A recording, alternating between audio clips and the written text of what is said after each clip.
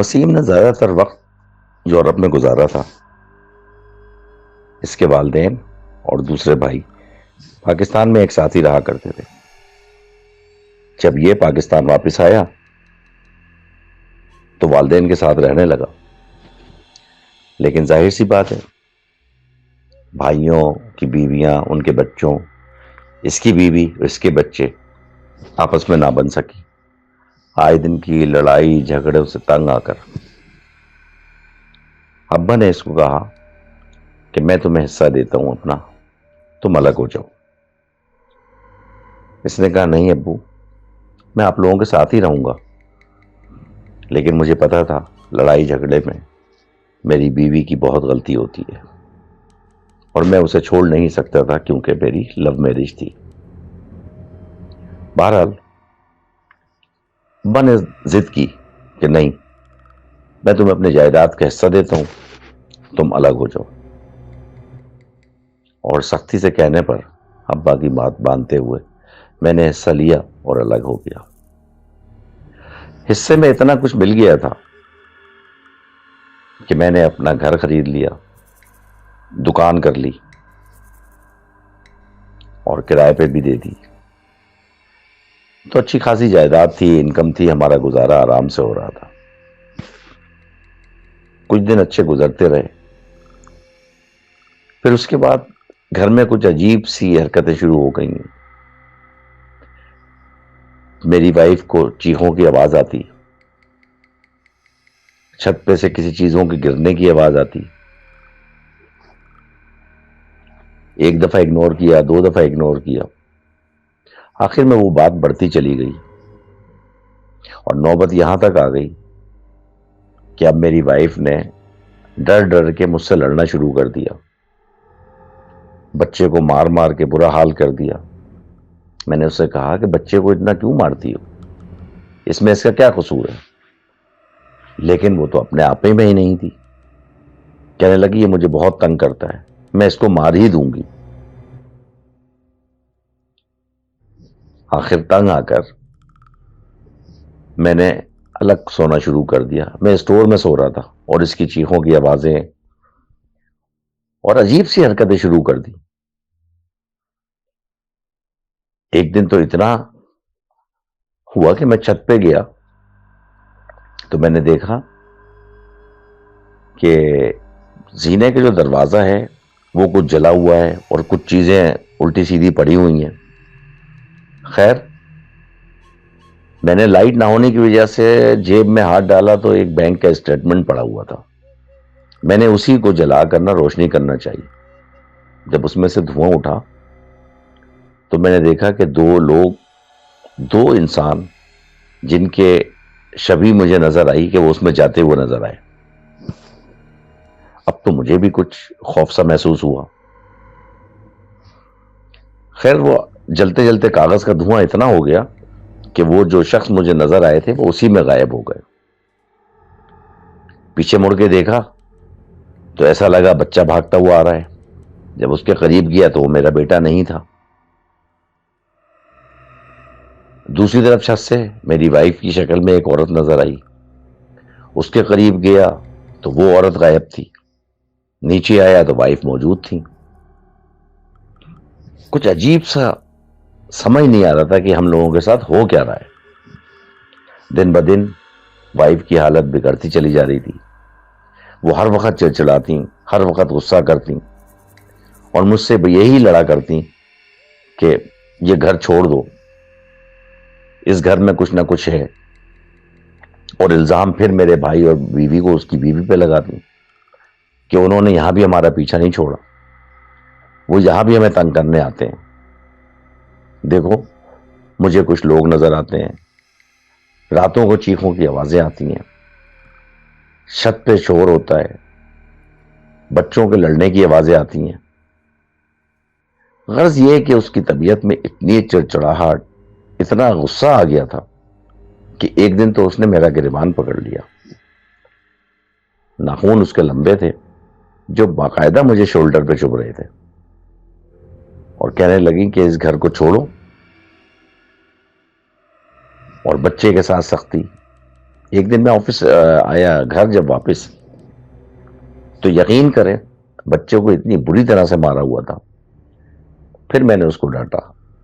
میں نے کہا یہ تم کیا کر رہی ہو، بچے کا اس میں کیا قصور ہے؟ تو الٹی سیدھی شکایتیں کہ نہیں یہ مجھے بہت تنگ کرتا ہے، میں اس کو مار ہی ڈالوں گی. اور میرے ڈانٹنے پر اس نے پھر میرا گریبان پکڑ لیا تھا. یہاں تک ہوا کہ جب اس کے ہاتھوں کے ناخن میری گردن کو دبانے لگے اور مطلب اس پہ اسکریچز پڑنے لگے، تو زور سے میں نے اس کو تھپڑ مارا ہے تاکہ وہ اپنے ہوش میں آئے. میں نے اپنی وائف کو تھپڑ مارا. جب اس کے اوسان کچھ مطلب ہوش میں آئے اور اس نے اپنے آپ کو ہوش میں آ کے دیکھا. خیر اسی طریقے سے حالات جو ہے وہ دن بدن بگڑتے چلے گئے. صحیح بات میں آپ کو بتا دوں، ویسٹ میں زندگی گزارتے ہوئے نہ مجھے نماز اور روزے کی پابندی تھی، نہ گھر میں کوئی عبادات تھی، نہ کبھی میں نے قرآن شریف کھول کر دیکھا تھا. بس یوں سمجھ لو کہ ایک نام کا مسلمان تھا. اب تو میری بیوی کام بھی نہیں کرتی تھی، ہر وقت گھر میں سامان بکھرا پڑا رہنا، کھانا پکانا چھوڑ دیا، کپڑے میں خود دھوتا تھا، برتن دھونے چھوڑ دیے، گھر کی بری حالت ہو گئی. میں نے سوچا میں کیا کروں، پریشان ہو گیا. پھر میں نے سوچا چلیں کوئی میڈ رکھ لیتے ہیں، ماسی رکھ لیتے ہیں. ایک ماسی ایک باجی تھی، ان کو ہم بلا کے لائے. ان سے کہا کہ بھائی آپ پورے گھر کا کام کریں، میری وائف کی طبیعت صحیح نہیں رہتی. تو انہوں نے کہا کہ مجھے رہنے کے لیے کمرہ دے دیں تو میں 24 گھنٹے کے لیے آپ کیا رہ لوں گی. ہم نے ان کو کہا کہ ہاں چھت پہ کمرہ ہے اوپر، آپ رہ لیں. تو اس پر رضامند ہو گئی. 25,000 پر منتھ ان کی تنخواہ طے ہوئی. اور کھانا تو ظاہر سی بات ہے وہ ہمارے ساتھ ہی کھاتی تھی. پھر مجھے خیال بھی آیا کہ 200 سے 300 روپے کے اوپر بھائی کے بچوں سے، بھائی سے لڑائیاں ہوا کرتی تھی، اور اس گھر میں ہم خوش نہیں تھے. میری بیوی لڑتی تھی اور میں اس کا ساتھ دیتا تھا کیونکہ یہ میری لو میرج تھی. میں نے اس کو بہت سمجھایا تھا کہ دیکھو میں تمہاری وجہ سے میں نے اپنا گھر بار چھوڑا، باپ چھوڑا، بھائی کے بچے، تم تو کم سے کم میرا ساتھ دو. لیکن بیوی کی حالت تو دن بدن ابتر ہی ہوتی چلی جا رہی تھی. خیر وہ نائلہ باجی ان کو کہتے تھے، نائلہ باجی آ گئیں، ہمارے گھر میں رہنے لگیں. وہ 100 مسلات کی پابند تھیں، قرآن شریف بھی پڑھتی تھیں، نماز روزے سب کرتی تھیں. انہوں نے ہمارے گھر کی صفائی ستھرائی، کھانا پکانا، برتن دھونا، کپڑے دھونا، مطلب جو سارا کام ہوتا ہے وہ سنبھال لیا تھا. اس کے بعد بھی پھر وہ اپنی عبادت بھی کرتی تھی. لیکن وہ وائف کی حرکتوں پہ نظر ان کی پڑتی تھی. انہوں نے بھی مجھے بتایا کہ وسیم بھائی یہ مجھے کچھ صحیح نہیں لگ رہا، آپ کی وائف کی حالت صحیح نہیں لگ رہی. آپ کسی مولوی سے رابطہ کریں، کسی عالم سے رابطہ کریں، کیونکہ یہ عجیب پوری رات بیٹھ کے چیختی ہیں، چلاتی ہیں، ان کی آنکھیں سرخ ہو جاتی ہیں، کبھی بچے کو مارنا، کبھی چھت پہ بھاگنا، کبھی اٹھ کے بیٹھ جانا، مطلب عجیب سی حرکتیں کر رہی ہیں اور اب نارمل سی حرکتیں کر رہی ہیں. تو آپ کسی عالم سے رجوع کریں. میں نے کہا نہیں، میں کیونکہ ویس میں رہا تھا، میں نے کہا نہیں جی میں کوئی بابا کے چکر میں نہیں پڑتا، رہنے دیں. خیر انہوں نے بہت سمجھایا، لیکن جب میں بھی تنگ آ پڑا ایک دن تو پھر میں نے حامی بھر لی. ایک دن کیا ہوا کہ میرا بچہ جیسے بھاگتا ہوا جا رہا ہے، میں اس کے پیچھے پیچھے بھاگتا ہوا گیا. مجھے ایسا لگا کہ وہ کسی دوسرے گھر میں چلا گیا ہے اور وہاں پر بہت سارے بچے ہیں، ان میں مکس ہو گیا ہے، اور میں بھی اس کے پیچھے پیچھے بھاگتا ہوا اسی گھر میں گھس گیا. بچہ میرا مجھے نظر نہیں آ رہا ہے. اتنی دیر میں نائلہ باجی نے اوپر سے مجھے آواز دی، وسیم بھائی کیا ہو گیا آپ کو، آپ کہاں کھڑے ہیں؟ میں تو بچے کو ڈھونڈنے گیا تھا، ایک گھر میں کھڑا ہوں.